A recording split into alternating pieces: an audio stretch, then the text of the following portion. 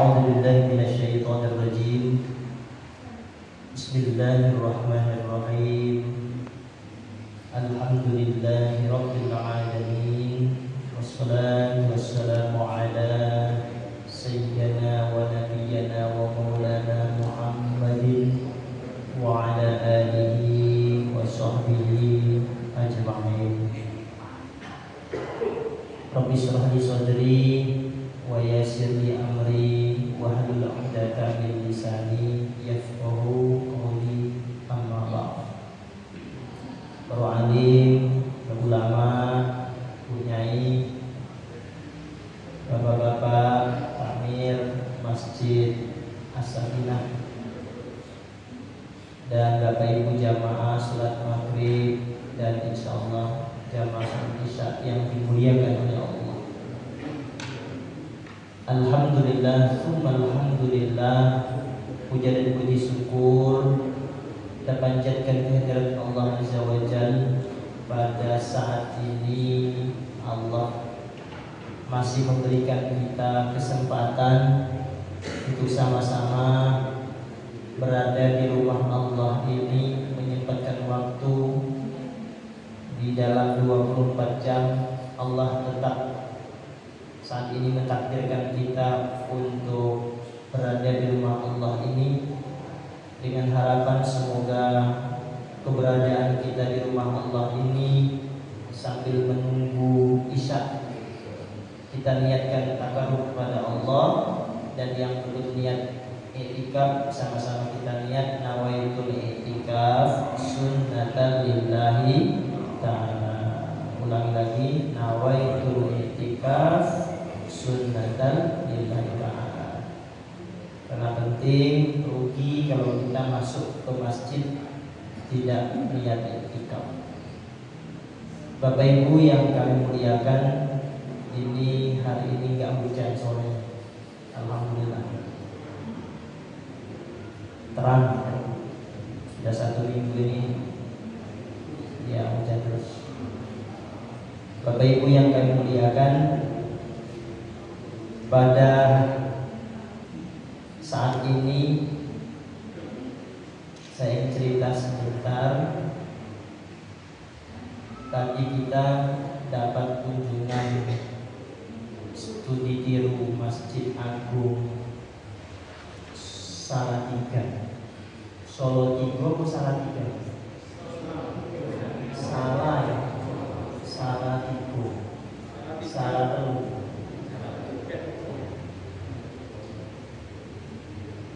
Studi banding di Masjid Agung itu tiru manajemen pengelolaan sesama Masjid Agung. Seperti tipe masjid sekarang ini macam-macam Pak. Dulu kan ada masjid kecamatan, ada masjid kabupaten kota, ada masjid nasional. Nah sekarang ini pecah lagi, ada masjid perkantoran, ada masjid perumahan, ada masjid agung, ada masjid nasional. Enek masjid pom bensin, enek masjid sekolah. Ketika kemarin lomba masjid di Jawa Timur itu kategori masjidnya macam-macam. Lomba masjid perkantoran, masjid perumahan, masjid apalagi, masjid agung. Nah perlu kita garis bawahi, masjid niku kalau kita masuk masjid, walaupun masjid itu bangunannya sederhana, tidak sebagus rumah kita, tidak sebesar rumah kita, tidak seterang rumah kita, tapi kalau itu sudah ikrarnya masjid, maka keutamaannya luar biasa. Sebab apa perbedaannya? Kalau masjid itu kita masuk ada kesunahan i'tikaf, walaupun masjidnya hanya beratapkan apa ya? Kalau di Sumatera itu beratapkan serdang. Serdang itu dari pepohonan. Walaupun atapnya seperti itu, tapi kalau diikrarkan menjadi masjid, maka ada kesunahan di dalamnya kita untuk i'tikaf. Semuanya bernilai ibadah masjid. Nah, rugi sekali kalau kita tidak melibatkan kalau masuk masjid gak niat etika. Nah, Bapak Ibu yang kami hormati, kita ini kadang-kadang jangan-jangan kita masuk ke masjid, jangan-jangan apa bahasa Indonesia, jangan-jangan ojo-ojo jangan-jangan ibadah kita di masjid itu masih disubsidi oleh teman-teman kita. Saya ulangi, jangan-jangan pahala kita ini dibagi-bagi dengan teman-teman kita. Itu secara logika manusia awal, sebetulnya enggak juga. Tapi kita mengambil intisarinya akan nanti endingnya nanti kita paham. Kenapa saya bilang jangan-jangan kita sholat di masjid itu masih disubsidi oleh teman-teman kita? Kenapa demikian? Karena pernah saya diajak debat orang luar daerah, ujuk-ujuk nih apa ya? Aku tak pernah ujuk-ujuk tapi tiba-tiba dia nyok belum. Tiba-tiba orang itu datang ke kantor, langsung bersuara tinggi, Pak. Saya agak kaget. Kenapa Bapak ini? Orangnya ya ganteng, ya tahu pakaiannya rapi. Kemudian naik ke kantor, langsung dia membawa lembaran tiket karcis parkir setiap masjid. Dari mulai Masjid Agung Surabaya, Pasuruan. Ketika sampai di Masjid Agung, dia memprotes, Mas, saya mau ketemu takmir. Monggo Bapak, monggo silakan duduk. Saya ini banyak.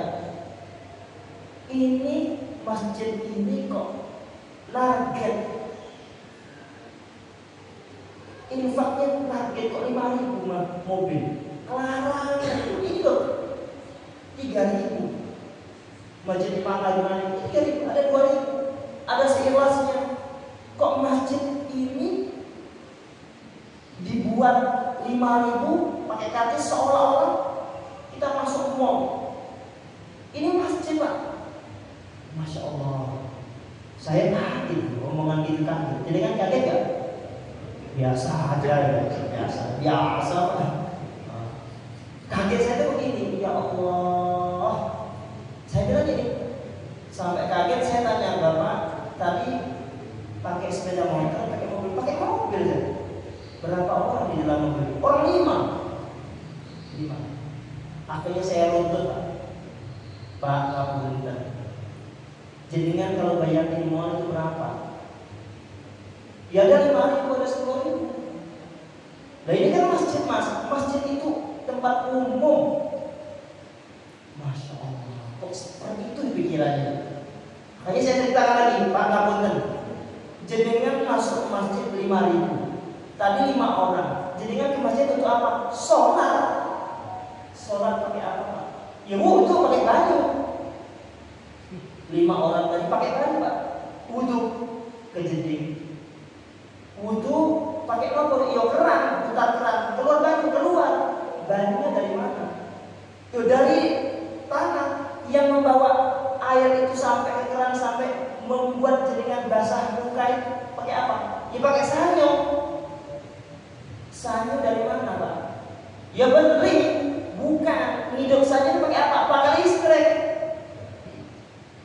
Listrik pakai apa, Pak? PLN tiap bulan kita bayar, Pak. Masjid Agung ini bayar 1 bulan tidak kurang dari 5 juta. Lampunya kok. Loh kalau semuanya nggak dalam monopoli, terus dari mana bayar listrik? Tok itu loh kecil, ukun begini. Halo? Akhirnya saya buat gimana supaya Bapak ini agak sedikit sadar. Oke, jenengan tadi masuk masjid cuma 5.000. Masuk orang 5 wudu. Sudah berwudu jenengan kemana? Sholat. Oke, sholat. Sholat itu jenengan di pojok masjid sana, di bawah beduk, apa di tangga sana tempat panas-panas itu, apa di tempat bawah AC, bawah kipas angin. Yo di depan, Mas, boleh di depan empuk. Karpet. Oke, karpet itu setiap bulan kita cuci, Pak. Karpetnya ya boleh. Ongkosnya 1 meter itu ada yang 7.500, ada yang 2.500. Nyucinya. Lah jenengan tadi mungkin sumur di masjid jenengan kipas angin nggak biasa saya nyala Pak. Kipas angin muter lagi kipas angin. Kemudian turun itu sabdanya aman, dijaga oleh satpam supaya nggak keliru, nggak ada yang maling nyolong. Loh, dari kisah ini Pak, jangan-jangan kita ini selama kita sholat di masjid acuh tak acuh dengan masjid, jangan-jangan kita ini sholat kita itu ya disubsidi oleh teman-teman kita karena kita tidak pernah infak ke masjid. Maka saya setuju ada masjid sekali datang sekali datang bawa duit 5.000 infak. Semuanya Pak, 5.000 ini bayar lampu, bayar karpet, bayar tempat sandar, bayar wudhu. Sekali sholat bawa duit 5.000. Sholat isya juga itu bawa duit 5.000. Berarti 5 kali sehari semalam berarti 25.000. Kalau itu kita laksanakan, insya Allah makmur. Nah Bapak ini tadi saya ceritakan gitu Pak. Orang masuk ke masjid itu 1 bis, 1 mobil itu orang 10 bayar tanggal 5.000 gitu.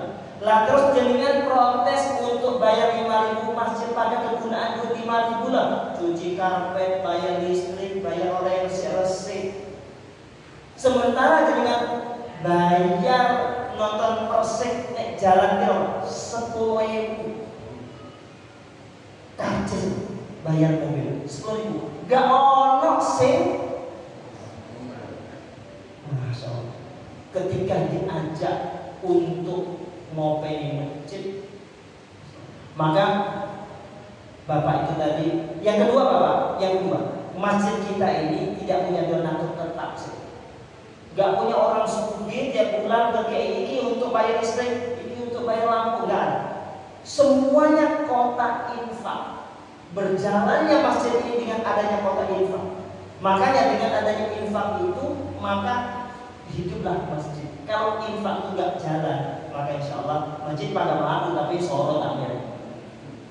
Gitu saja. Nah Bapak Ibu yang saya hormati, ingin saya garis bawahi, ternyata ibadah itu Pak, ibadah itu butuh dipaksa sebetulnya.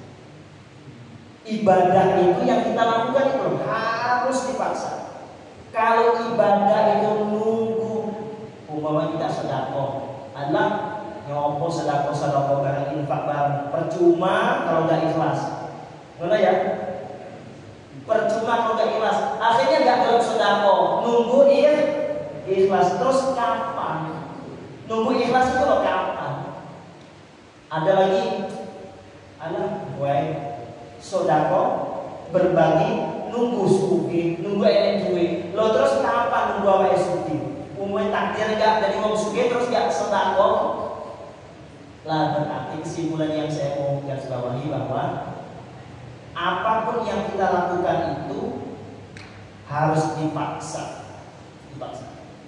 Ibadah itu harus dipaksa. Nah kembali ke Bapak yang ke masjid tadi. Saya kata demikian, berbilang demikian itu maunya jangan-jangan kita ini ke masjid cari yang enak, yang empuk, yang terang, yang dingin, sementara kita abai dengan masjid, abai dengan pembiayaan masjid. Allah cukup takmir tok, Allah cukup itu tok. Nah ini yang perlu kita garis bawahi, bahwasanya jangan sampai ibadah kita ibadah yang masih disubsidi oleh teman-teman kita. Bapak Ibu yang saya muliakan, itu mukadimah pada malam hari ini. Kita lanjut kitab kita yang kita baca pada malam hari ini. Kemarin sudah ya. Kemarin itu bercerita tentang yang membatalkan sholat sudah. Bapak Ibu yang saya muliakan, ada 4 permasalahan yang sudah kita pelajari, yang sudah kita ceritakan dari awal. Yang pertama, wujubus sholat. Orang yang wajib sholat itu sudah selesai.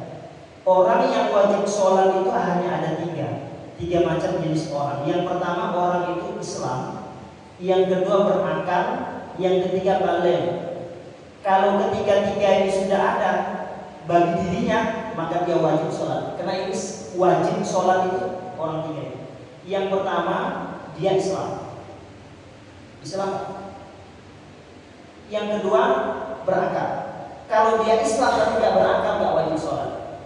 Kalau dia Islam berakal tapi belum baligh, belum wajib sholat. Nah kalau sudah Islam, baligh dan berakal, maka terkena khitab wajib sholat. Ini sudah kita lewati. Islam, baligh, berakal. Batasannya baligh itu adalah 15 atau 14 bagi laki-laki atau sudah mimpi.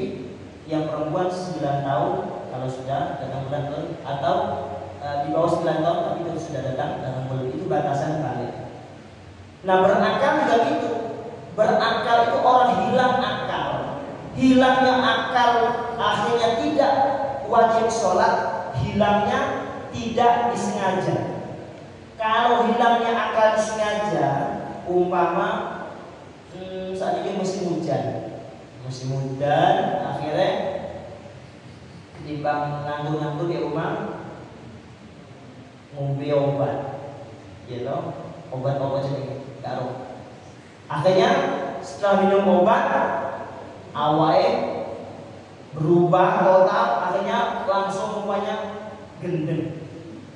Enggak osopo iki bojone ora osopo jenenge aneh, akhirnya lupa semua. Blank. Nah, hal yang demikian, hilangnya akalnya itu dengan sengaja, maka tetap juga enggak wajib sholat, tapi ada kewajiban ketika dia sadar, ketika dia waras mengqadha sholat. Tetap ada kena dosa. Nah, yang dikatakan hilang akal itu dari mulai memang orang gendeng, memang ya intinya gendeng ya nggak wajib sholat. Makanya kalau nggak wajib sholat ya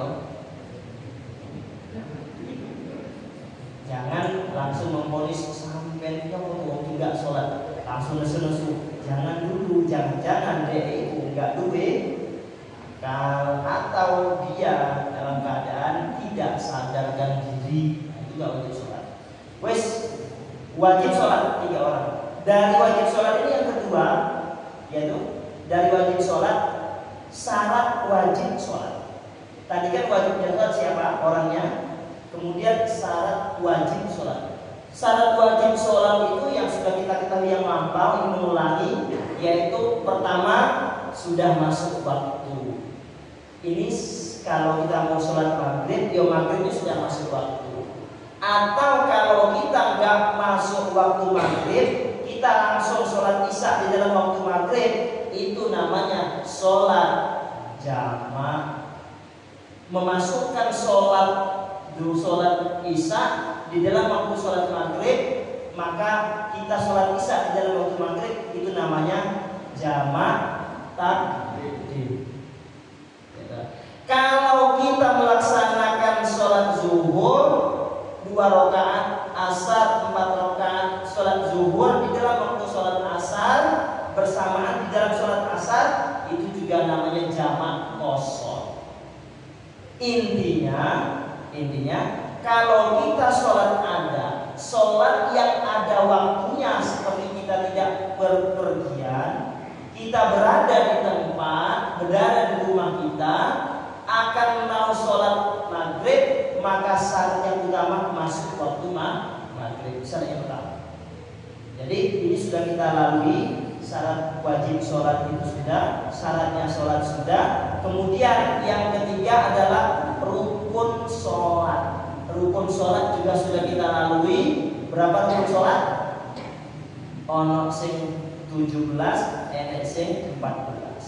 Yang 14 itu satu rukun digabung menjadi 2. Tomaknina di dalamnya rukuk dan tomaknina jadi 1. Yang 18 ya tomaknina ya 1, sujud ya 1 rukun. tomaknina di dalam ruku itu ya satu rukun, berarti 2 rukun. Nah, ini 18. Ini sudah kita lalui. Kemudian sunnah sholat sudah kita ceritakan kemarin. Yang membatalkan sholat juga sudah kita ceritakan kemarin. Yang saat ini kita coba menceritakan sholat jamaah. Sholat itu kan ada munfarid sendirian dan sholat jamaah. Sholat munfarid itu ya sholat sendirian. Sholat jamaah itu sholat yang enek imam, yo enek makmum. Bo makmume siji, loro, telu, pokoknya ada imam, ada makmum, itu dikategorikan sholat jamaah. Tempatnya di mana? Sembarang. Pokoknya sholat jamaah. Sini dikatakan sholatul jamaah fardul kifayatin 'ala rijali fi shalawatil khamsi. Jadi untuk sholat jamaah itu hukumnya fardul kifayah. Fardul kifayah. Fardul kifayah ini sama dengan menyolati mayit. Jadi ada 2 fardu kifayah, yang kedua fardu ain. Fardu kifayah, yang kedua fardu ain. Karena fardu ain ini fardu yang kewajiban dilaksanakan secara individu, sendiri-sendiri. Kalau si A nggak melakukan sholat, ya si A sing dosa. Si A nggak puasa, ya si A yang berdosa. Itu namanya fardu ain. Tapi kalau fardu kifayah, satu orang yang melaksanakan, maka yang lain gugurlah kewajibannya. Contoh nyolati mayit itu fardu kifayah. Umpama nek iki apa ini? Kamu apa lagi? Mojokerto Indah ya? Mojokerto. Yang wilayah Mojokerto. Wilayah Mojokerto nya enek mayit. Enek mayit mati. Ya mayit pasti mati ya. Enek mayit mati. Lah mayit ini ketemu nek sungai. Ya kan? Tapi di wilayah Mojokerto akhirnya diambil mayit itu. Setelah diambil, satu pun wong Mojokerto itu gak sing gelem nyolati mayit. Nyolati gak gelem, mandi gak gelem, pokoknya gak ono sing gelem. Maka satu wilayah Mojokerto ini, wilayah Mojokerto ini dapat dosa. Dosanya jamaah. Karena nyolati mulesi mayit itu adalah fardu kifayah. Umpama mayit mau hanya nyolati, mandikan, ngubur Pak Mudin toh. Pak Mudin ini masa walaupun gerbong tapi disolati Pak Mudin pokoknya. Ini Pak Mudin ya. Akhirnya disolati Pak Mudin, disolati, dikafani, dikubur, maka orang sak Mojokerto selesai, tidak terkena dosa. Kenapa? Ngurus mayit ini fardu kifayah. Satu orang saja yang ngurusi mayit, maka semuanya terlepas dari tanggungan dosa. Tapi kalau satu orang pun sak Mojokerto tidak orang gelem ngurusi mayit ini, maka sak Mojokerto dihukumi dosa. Dosanya beda, dosa kecil pada dosa besar. Pokoknya dosa. Sama halnya belajar ilmu tajwid dalam satu desa itu.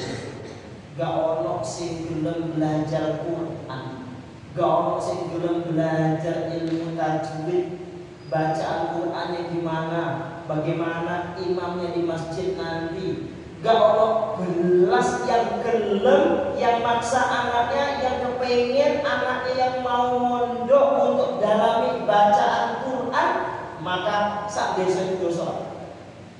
Kenapa? Belajar ilmu tajwid itu awal mulanya fardu kifayah. Nah, masuknya fardu ain apa? Masuknya fardu ain itu karena ada rukun sholat itu berkaitan dengan bacaan sholat suratul Fatihah. Maka membaca surat Fatihah itu wajib hukumnya belajar, maka masuklah dia fardu ain. Jadi ada 2. ngurusi mayit tadi termasuk, belajar tajwid juga termasuk. Nah, sholat jamaah juga termasuk fardu kifayah awalnya. Sak kampung ini gak enak sing jamaah. Gak orang sing sholat jamaah belas. Nek rumah juga belum jamaah, nek masjid juga belum jamaah. Kabeh sak kampung gak sing belum jamaah, maka sak kampung itu dosa. Nah ini hukumnya fardu kifayah. Berbeda nanti kalau sholat Jumat.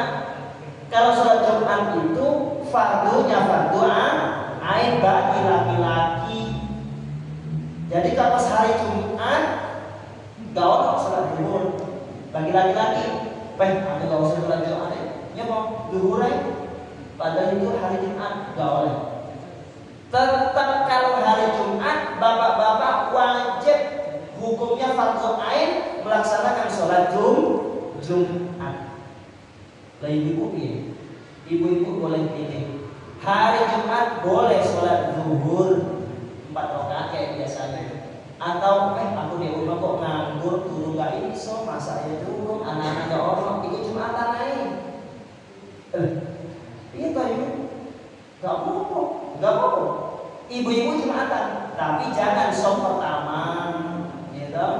Teman-teman mau Jumatan langsung foto kayak belakang mimbar gitu. Biasanya masjid-masjid itu ada tempat khusus ibunya di pojok sana, ibu-ibu. Lah ibu-ibu kalau hari Jumat ikut Jumatan boleh. Lah terus piye? Ya kayak orang Jumatan. Sholat Jumat 2 rakaat dengan khutbah. Lah kok piye? Sholat nek? Enggak. Cukup ngikuti Jumat itu 2 rakaat. Tapi syaratnya dengan khutbah. Tapi kalau enggak dalam Jumatan ibu-ibu enggak usah wis repot aku sholat zuhur hari Jumat. Enggak apa-apa. Ada keluasan.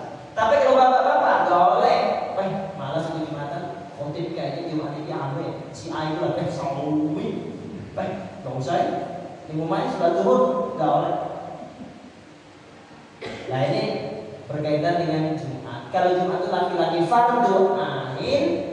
Kalau ibu-ibu diberi jawaz untuk Jumat boleh, zuhuran 4 rakaat juga boleh. Itu terjadi Pak, pernah di masjid. Makanya kadang-kadang masjid-masjid besar itu ada badan.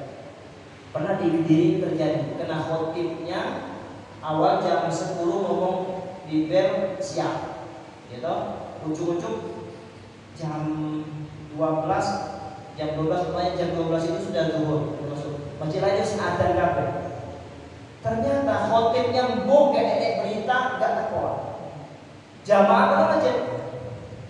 Akhirnya nunggu khotib gak teko. Dilala jamaah lho gak ono sing iso khotbah.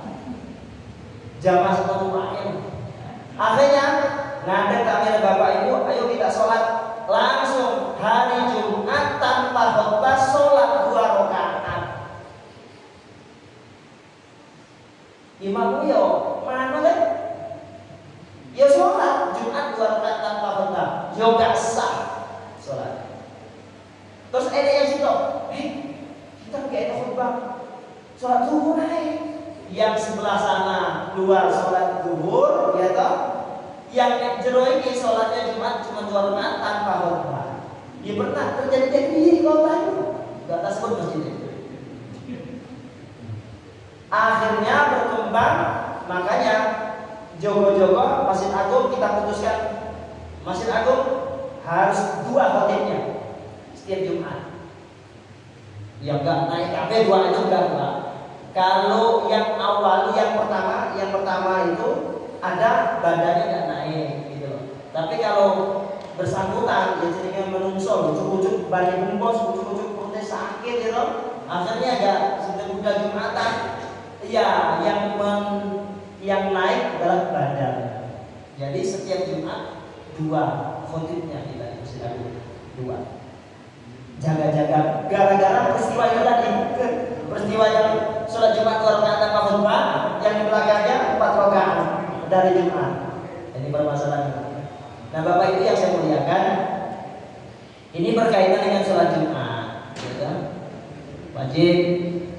Nah, kemudian sholat Jumat itu Pak, biasanya sholat Jumat itu biasanya saya itu pernah ikut pembinaan Masjid Agung di Masjid Al-Akbar. Itu Yai Basri Alwi almarhum Basri Alwi penghafal Quran, imam besar masjid Surabaya, Surabaya. Ketika itu mau takmir kumpul, beliaunya jawab begini Pak. Kaget waktu itu saya. Jangan-jangan kita takmir ini pertama kali orang yang masuk neraka. Loh, takmir hadir semua Masjid Agung Jawa Tengah, se-Jawa Timur itu hadir semua takmir Masjid Agung. Beliau ngomongin jangan-jangan nanti yang masuk neraka duluan itu adalah takmir kita ini. Kaget aku, Masya Allah, kok mustahil masuk neraka ini. Akhirnya beliau meneruskan. Kenapa saya katakan demikian? Karena takmir menjadwalkan, memberikan posisi khotib Jumat itu tidak selektif. Karena beliau orang Quran. Karena syarat dan rukunnya Jumat itu khutbah awal dan sani itu ada baca Quran. Kalau baca Quran tidak sesuai dengan makhrajnya, maka Quran yang dibaca itu batal. Kalau Quran yang dibaca khotib itu batal, maka khutbahnya batal, Jumat juga batal. Jadi beliau mengambil satu sisi bacaan Quran. Karena syarat dan rukun khutbah awal dan sani itu adalah baca Quran. Ada. Lah yang salah nanti ditanya ketika masuk neraka, kata beliau menyatakan. Ketika itu khotibnya berkilah, loh saya itu loh dijadwal Gusti. Loh yang jadwalnya siapa? Kok bacaan Quran seperti itu? Pidato tok pintar ketika baca Quran syarat rukun khutbahmu batal. Gak sasak masjid itu kau yang nanggung dosanya, gak Jumatan. Dosa itu dijadwal oleh takmir. Mana takmirnya? Ya itu. Akhirnya takmir dipanggil, akhirnya takmir masuk neraka. Lah, akhirnya kita berpikir ya Allah, berarti Bapak Ibu, kita ya gak rupa, pokoknya pinter ya, kayaknya pinter tapi gak rupa. Ya intinya kita berusaha. Itu jangan sembrono dalam kata pokoknya pintar ngomong, pintar koleos. Nah, sebabnya baca Quran itu gak sama dengan baca hadis. Baca Quran itu gak sama dengan berjanji, Pak. Al-jannatu wa na'imuha sa'atun liman yusalli wa yusallim wa yubarak.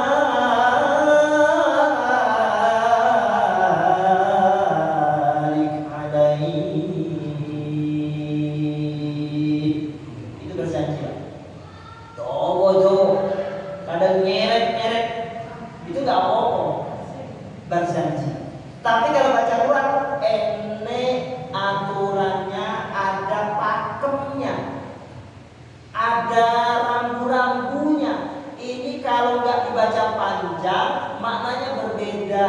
Ini kalau hurufnya nggak panjang, Anda baca panjang, hukumnya atau maknanya sudah berbeda. Lah ini kadang-kala kalau kita kurang selektif, ya itu tadi.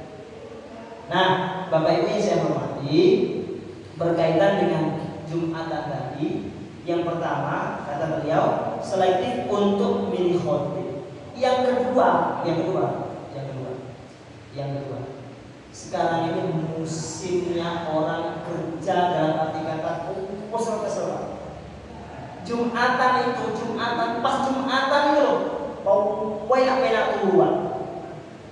Di mana-mana masjid kalau saya lihat khotib Jumat itu, ya Allah, lihat setelah dia mimbarnya Allah, Masya Allah, enak itu. Kalau orang tidur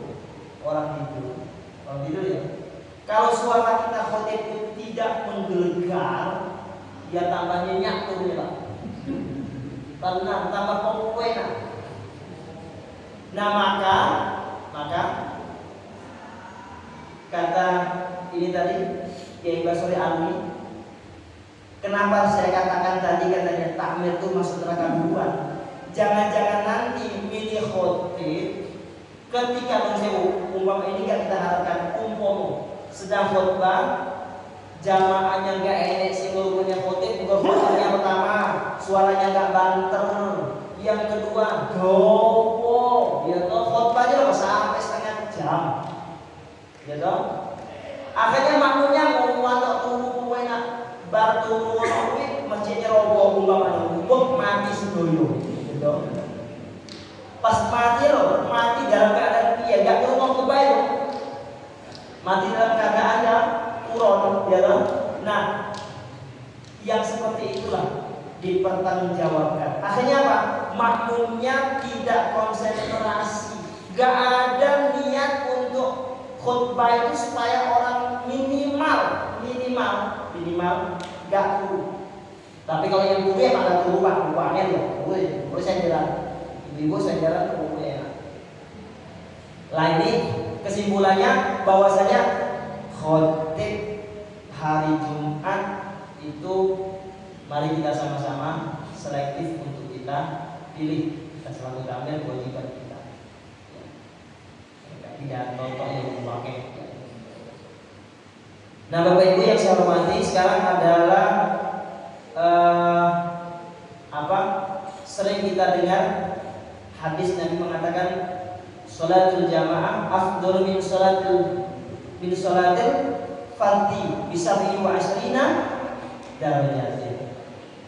Untuk pelaksanaan sholat jamaah itu pahalanya, tingkatannya itu kalau kita sholat sendirian dengan sholat jamaah itu ganjarannya sudah sering hadis yang kita dengar mendapat 27 derajat. Opo to Pak, 27 derajat. Derajat opo to? Derajat Celcius opo piye? Intinya jamaah dengan tidak pahalanya berbeda. Nah, kalau kita bab pahala, bab ganjaran itu sekarang ini gak dapat kita rasakan, gak dapat kita pegang, gak dapat kita lihat. Ganjaran itu Allah memberikan sesok. Ketika kita sudah berpindah Allah. Jadi perbuatan kita di dunia ini, perbuatan apapun perbuatan baik, kalau itu ada ganjaran pahalanya, besok baru kita lihat, baru kita nikmati. Nah, berkaitan dengan jamaah ini, antara pahala yang jamaah sholat sendiri munfarid dengan jamaah itu banyaklah sholat jamaah pahalanya. Nah, ada lagi di dalam ilmu fikih. Ilmu fikih itu mengkalkulasikan semakin berat ibadah yang kita lakukan, semakin besar pahala yang kita dapatkan. Makanya ada tingkatan sholat subuh, sholat zuhur, sholat asar, sholat maghrib, sholat isya. Kalau kita ilmu fikih dipilah-pilah, mana yang paling afdol atau pahala yang mana yang paling besar melaksanakan sholat di bawah waktu yang 5 ini? Jawabannya ada bisa. Pastilah kita ngomong sholat subuh. Di dalam fikih yang dibilang sholat subuh. Kenapa? Mengkalkulasikan melaksanakan sholat subuh itulah abot. Penak-penak dulu adem, ya toh. Kemudian ngambil wudu adem lagi, sholat di masjid hujan-hujan pisang, ya toh. Masya Allah. Subuh nilai yang paling tinggi. Yang paling ringan itu apa? Pahala yang paling ringan sholat maghrib.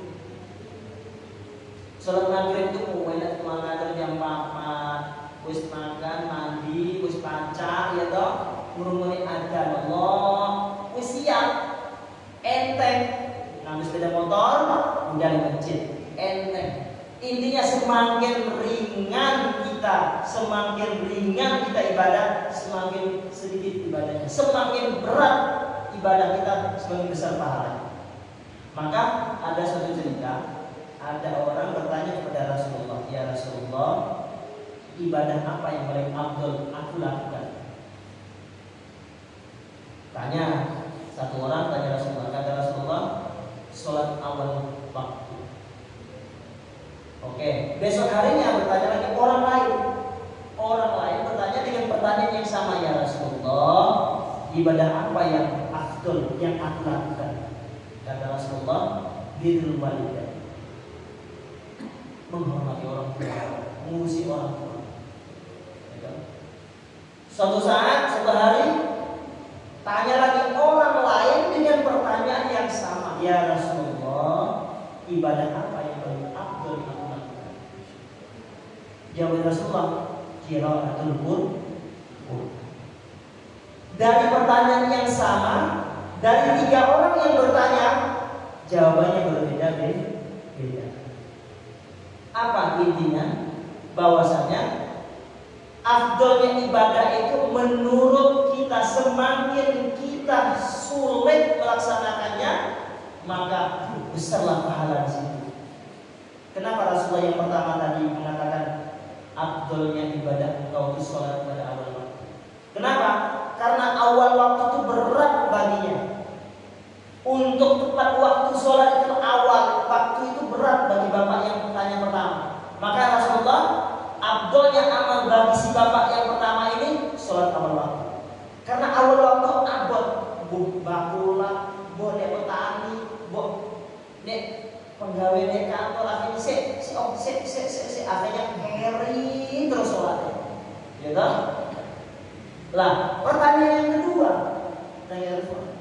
ternyata dia itu orang suki, orang yang ketika jamaah sergap, dia tahu Allahu Akbar, Allahu Akbar, langsung cak jamaah. Sementara dia masih orang tua, masih punya orang tua, masih punya orang tua, tapi orang tuanya tidak terawat dengan baik bagi anaknya. Maka Rasulullah mengatakan afdolnya perbuatan amal ibadahmu bukan sholat, karena sholat sekalinya dia lakukan orang tua. Karena berat dia menghormati orang tua, maka disitulah pahala yang paling besar. Yang ketiga jawaban Rasulullah apa tadi? Membaca Quran. Karena Quran yang pakai di umat, semakin banyak Quran semakin aras-arasan baca Quran. Malah apalagi saya ini Quran yo enek di jero kene, gitu.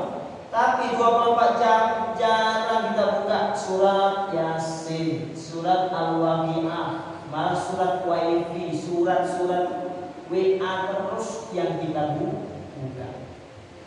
Lah, afdolnya yang nomor 3 ini karena dia sudah rajin sholat, dia sudah terbiasa ibadah yang lain, tapi baca Quran gak pernah megang Quran. Jangankan baca, megang Quran. Jangan megang Quran, baca Quran saja gak pernah. Akhirnya semakin sulit ibadah kita lakukan, maka semakin besar pula pahala yang kita dapatkan. Makanya ibadah haji itu, ibadah haji lah, maka besar banget pahala. Karena sulit banget. Jangankan kita mau berangkat, daftar tuh ada nunggu saya berapa? 30 tahun Pak? 40 tahun. Masya Allah, usia saya 70 tahun, berangkat usia berapa? 100. Aduh. Akhirnya potong kompas, nggak usah daftar haji, umroh yo salah. Umroh itu sunnah, gitu. Haji itu wajib. Jangan memberatkan anak kita. Kalau kita punya harta, ya sudah daftar 25.000 selesai. Gak mungkin Pak, usia saya sudah 80 tahun, kan 40 tahun lagi baru berangkat. Urusannya Gusti Allah. Jangan, gak bisa sunnah mengalahkan wajib, gak bisa. Sunnah mengalahkan wajib, gak bisa. Makanya daftar dulu ya kan. Tapi ada kalau ulama yo nggak apa-apa, tidak apa-apa, umroh, pokoknya umroh, nggak mau haji carry, ya memang carry, soalnya apa? Nggak mungkin, nggak tutut usia kita. Jadi ada 2 pendapat, mau yang mana terserah kita.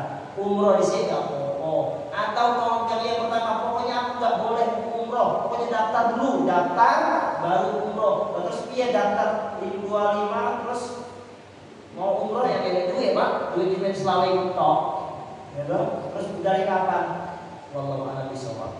Tapi yang jelas yang saya mau garis bawahi, ibadah haji itu besar pahalanya karena sulit kita untuk berangkat ke sana. Maka dapatlah orang yang berangkat haji itu luar biasa pahalanya. Semakin sulit ibadah kita lakukan, semakin besar pula pahala yang kita dapatkan.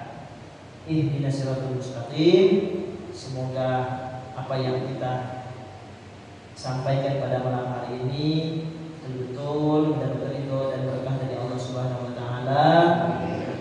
Dan semoga kita Allah gerakkan hati kita untuk selalu melaksanakan kewajiban kita, khususnya sholat. Walaupun sholat itu bacaan kita bagaimana, tetap wajib sholat. Sehat, sakit, dalam perjalanan, semuanya wajib sholat tanpa terkecuali. Pemain sehat, sakit itu loh Pak, kena wajib sholat. Kecuali wis gak duit akal sehat, wis gendeng, gak duwe apa-apa, anak pikiran yang gak apa-apa, wis gak usah sholat, gak apa. Tapi kalau selagi kita badannya gak iso gerak, tapi otaknya masih iki tole, iki anake, iki putri, cek ngerti ngomongin, badannya semuanya gak iso nyapu-nyapu, tetap wajib hukumnya sholat. Pun ihdinas siratal mustaqim. Assalamualaikum warahmatullahi wabarakatuh. Waalaikumsalam. Bismillahirrahmanirrahim. Allahumma shalli ala sayyidina Muhammad walhamdulillahi rabbil alamin. Hamdan syakirin, hamdan na'imna, hamdan yuwafi ni'amahu wa yukafi mazidah. Ya Rabbana lakal hamdu kama yanbaghi li jalalika al-karim wa 'azimi sultanik. Allahumma arzuqna ilman nafi'an ya Allah, ilman nafi'an wa 'amalan shalihan mutaqabbalan wa rizqan wasi'an halalan tayyiban min ghairi ta'ab. Allahumma rabbana atina fid dunya hasanatan wa fil akhirati hasanatan wa qina 'adzabannar. Walhamdulillahi rabbil alamin. Allahumma shalli ala Muhammad.